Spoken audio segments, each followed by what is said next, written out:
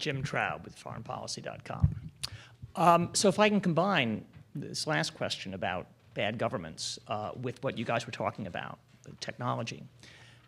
My sense is that even 3 or 4 years ago, the young guys on the street in Tahrir Square and elsewhere had a serious technological advantage over the slow-footed bureaucrats in Cairo and elsewhere, and that technological gap has shrunk, and that it's not only the legal instruments that you were talking about in Russia, their ability to surveil, their ability to hack. I mean, the Syrians are now hacking the New York Times' website. So that now it feels like those social media instruments, on balance, are just about as much of a force for bad as they are as a force for good. It's a really interesting observation, and I think you know the framework that Jacob started with the cat and the mouse. You know, I mean, I think the cat has just caught the mouse. Is basically what's happened here. You know, like that's a nice metaphor, but eventually the cat usually gets the mouse and eats it. Than Tom and Jerry except cartoons. the Tom and Jerry cartoons. You know, I think that a couple things have happened. One is there's definitely a shift in the technology, and it really started. I would actually go back to the Green Revolution in Iran.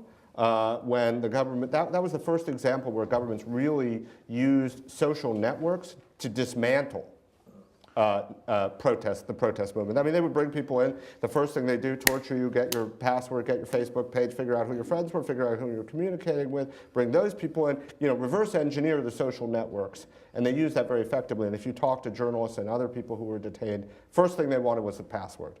And they wanted to get that out of you very quickly before somebody could deactivate your account. So, but the other thing that's changed is an awareness on the part of repressive governments of the power of these tools and their ability to destabilize and challenge their authority. So that lesson was learned, has been learned in sort of a series of revolts. But you know, governments now recognize that in order to retain power, you need to retain control over the public space, and you need to retain control over the information space. And the example I gave in Russia is actually Putin recognizing that in Russia, the internet has become a form of mass communication. This space that was open was partially a result of the fact that it was an elite communication, and Putin has tolerated a certain amount of dissent among the elite. But when he saw this become a tool for mass organizing, not just in Russia, but in other parts of the world, he said, okay, this is the end of the game. It was actually announced. The space is closing, and sure enough, he followed through. Yeah.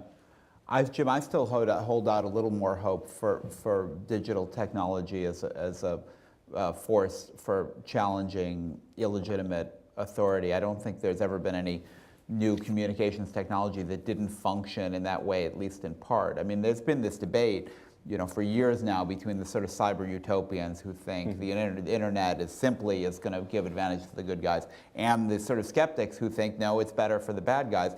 I think it's been partly the bad guys have done better with a little more time, but I think even from the beginning, it's been a little bit it's been a combination of factors, country by country, who's had the leg up. In Iran, from the very beginning, the government was probably ahead. In Egypt, you know, you had this interesting collection of circumstances. You had a guy who worked for Google, who was at the center of this movement, who really understood how to use it. What was his name? Good name. And I remember him telling the story when he came here on his first trip about how he'd set up the page, this Facebook page, and the government took him in. And somebody in this audience asked him, you know, weren't you afraid you were going to be tortured? He said, of course, these guys are thugs. I gave up the password immediately.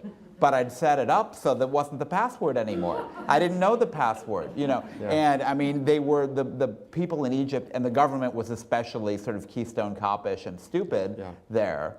You know, now the balance has probably shifted. But Tunisia, you know, it was sort of the good guys did probably more with the internet than the bad guys. So yeah, I mean, I don't disagree, but I think the balance has shifted very dramatically in the last year, and I can't isolate all the factors, but I think one of them is just the governments are taking this threat much more seriously. Yes, that's the key.